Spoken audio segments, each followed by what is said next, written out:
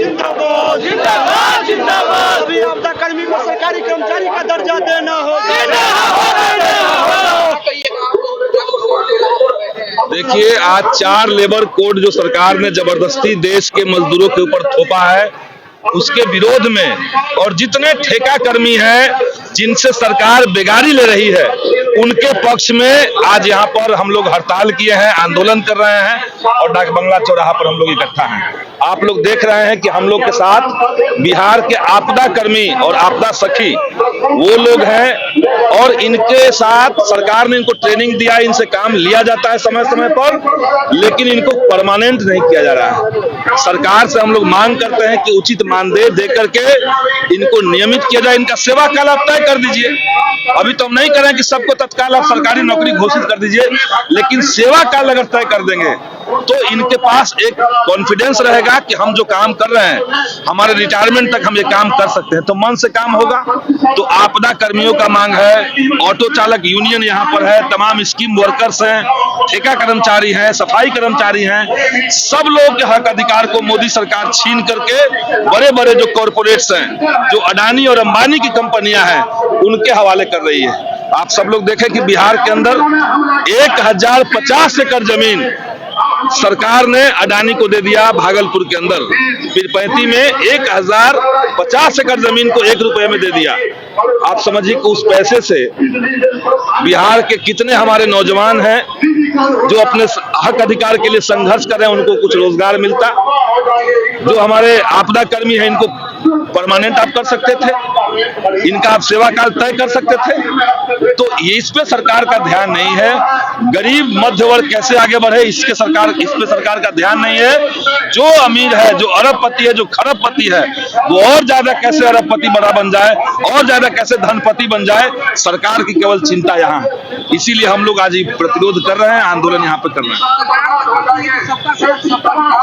कहती जरूर है, लेकिन करती है कि नहीं करती है, यहाँ ध्यान देना पड़ेगा। कहती कि सबका साथ सबका विकास, भोले भाले लोग चल जाते हैं उनके पास, लेकिन अंत में सबका साथ लेकर के विकास केवल अडानी और अंबानी का होता है। 4 लेबर कोड और क्या है? 4 लेबर कोड में सरकार ने कह दिया कि अब कंपनी के मालिक के ऊपर है कि वो न्यूनतम मजदूरी देगा कि नहीं देगा। कंपनी का मालिक अगर चाहे कि हम 8 घंटा के बजाय 16 घंटा 18 घंटा काम ले मजदूर से, तो वो ले सकता है।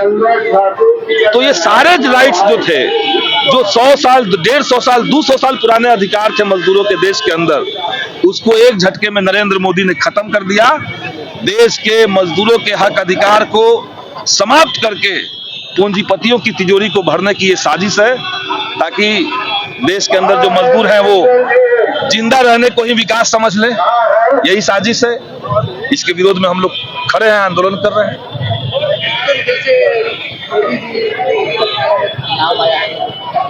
मोदी जी का एप्स्टीन फाइल में नाम आया तो शर्म से तो उनको पहले तो सरकार को बयान देना चाहिए, और थोड़ी सी भी शर्म इज्जत है नरेंद्र मोदी के अंदर तो एप्स्टीन फाइल के मामले में उनको कायदे से देश के अंदर इस्तीफा देना चाहिए था।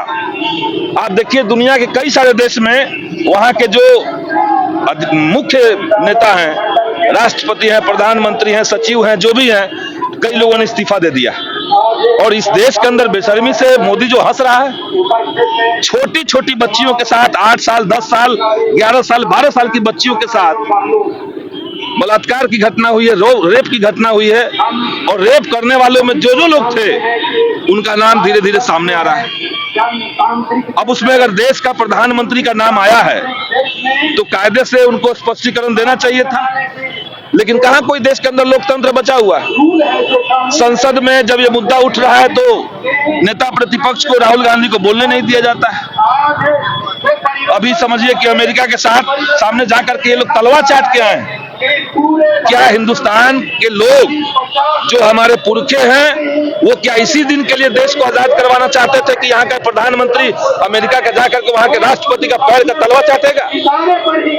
आप देखिए किस तरह का डील हुआ है भारत अमेरिका का।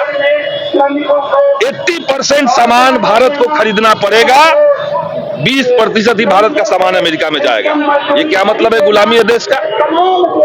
लेकिन इसके ऊपर कोई चर्चा नहीं है। समूचा मीडिया खरीद लो, समूची जांच एजेंसियां को खरीद लो, देश के लोगों को गुलाम बना दो, यही भाजपा की साजिश है, यही करना चाहते हैं वो लोग। इसीलिए चाहे वो एप्स्टीन फाइल हो, चाहे भारत अमेरिका डील हो, और आप समझिए ना, भारत कहां से तेल खरीदेगा इसकी घोषणा कौन कर सकता है? भारत करेगा, इसी को संप्रभुता कहते हैं। लेकिन घोषणा हो रहा है अमेरिका से, डील होगा, भारत नहीं बता रहा है, अमेरिका बता रहा है कि हाँ भारत हमसे तेल खरीदेगा।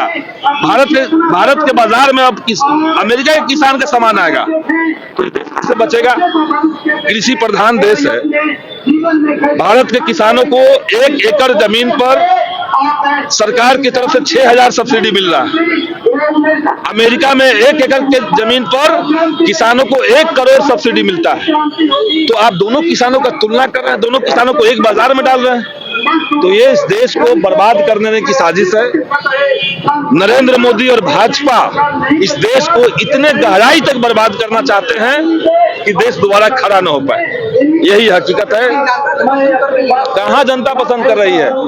अरे वो सब चुनाव आयोग को मैनेज करके, ईडी सीबीआई लगा करके, विपक्ष को दबा करके, वोट चुरा करके, एसआईआर लगा करके तब चुनाव जीत रहे हैं। जनता नहीं चुन रही उनको, वो लोकतंत्र चुरा रहे हैं।